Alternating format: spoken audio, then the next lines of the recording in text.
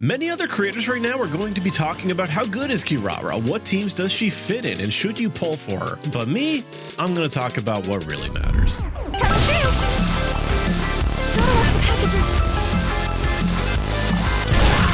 find another route.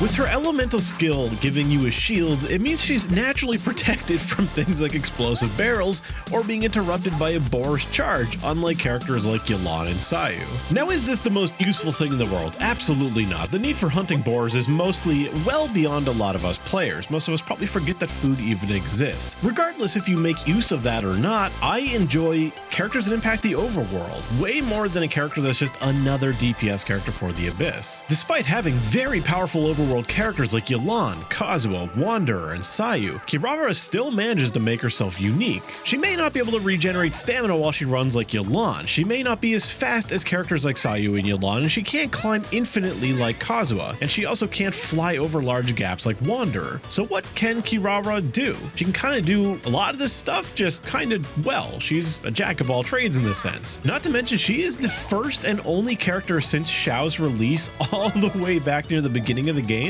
that can interact with your jump in some way, making it a little bit higher. Now, there's going to be a lot of areas here where you go to traverse a terrain and Wanderer could have just flown up and flown over it a lot quicker, but there's a couple upsides here. One, Kirara isn't using her main offensive skill to do this. She's actually prepping her shield, meaning that if you do find yourself entering combat, you're going to be ready for it with the shield that you probably planned on using. And even though I'm not really here to talk about viability, it's by no means a weak shield either, especially if you do hit enemies a couple times. Not to mention, another great upside here is that if you are interested in her mostly for overworld viability and you're not really concerned with just how well she performs, nothing in her Constellations is going to help you here either. Nothing's going to reduce the cooldown of her skill or make it faster or anything like that, so you don't need to worry about it being expensive. The one thing you can do to potentially aid herself in her mobility is by equipping her with a sack sword. The downside here is that all the little hits that you do during the skill aren't going to affect the cooldown because the cooldown hasn't occurred yet. It does, however, have a final hit that can trigger the sack sword. It's a single hit, so I hope you have a high refinement if you plan on doing this. Not to mention, you also need an enemy to hit. Good chances you'd probably also have to rob your Xingqiu. He's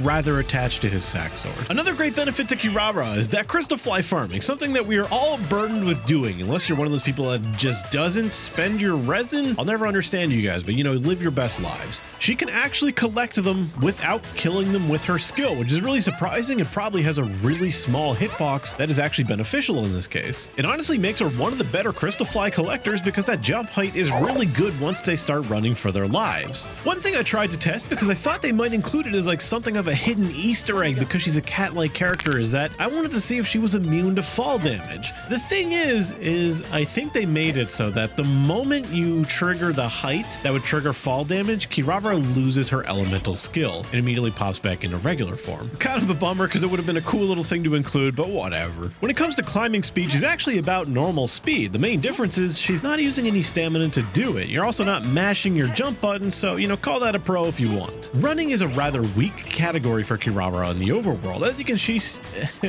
can see, she's even slower than Sayu, who's quite a bit slower than Yelan, and she's even slower than a child character just running, not even dash spamming, just running. Obviously, much like Sayu, she's not using any stamina to do this, and she's also not regenerating stamina like Yelan, so obviously in this category, Yelan is still dominating. Climbing is without a doubt her biggest strong suit. Kazuha is definitely our best climber overall because he can do things that literally no other character can really do. He can climb infinitely, he can even get over lips that nobody else can. But I easily understand why some people may find his method of climbing really annoying to do, and also it is a nightmare to do on mobile, much like everything in Genshin Impact. One really cool aspect of her climbing that is beyond niche is that she's so good at climbing trees. She can just move around a small object like this so smoothly and easily. Now, there's not really going to be that many uses for this, but I can easily see in some regions in the future, a skill like this with good horizontal mobility could be very good to have. Some of Kirara's best work in the overworld is obviously going to be done with crystal fly farming. Surprisingly, again, the fact that she doesn't destroy them with her skill is amazing, and that jump is going to be extremely extremely useful, not to mention you can glide right out of it. And again, it's something that almost all of us are forced to do on a somewhat regular basis. As far as animal hunting goes, given that she is the only other character other than Aloy who has the same passive, that's going to make her a pretty good pickup for a lot of people if this is something you care about. Obviously, in the grand scheme of things, it's really not that important. We don't really use food buff that often, but some people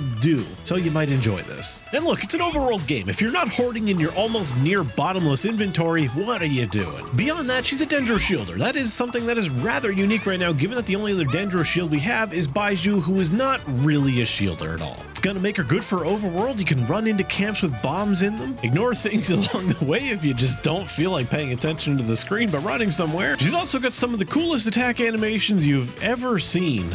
Not that her kit supports them in any way, shape, or form, but her charge attack, it's actually not bad. It's got similar timing to Albedo, a little bit slower. And if you're really into the playstyle of Sayu of just rolling into things while effects on yourself just attack everything around you, well then she's the Dendro version of that. Obviously you don't have to do it a team like I did here, stacking 3 healers, but I just threw something together. But hey, if you wanted to survive the world crumbling around you, hey, what's wrong with having 3 healers? Overall, I'm someone who really values a character that can actually do something in the overworld and not just be another character that either sits on the bench or is in an active team in the Spiral Abyss. Exploration is my favorite part of this game, so a character that can revolutionize that in some way is a bit more meaningful to me than just another support or another DPS. That's all I really have to say about her. She's pretty good in the overworld, and I think if that's something that interests you, you should maybe pick her up. So thank you to my members and my patrons for supporting me as always. Thank you for watching, and I'll see you in the next one. Attaboy!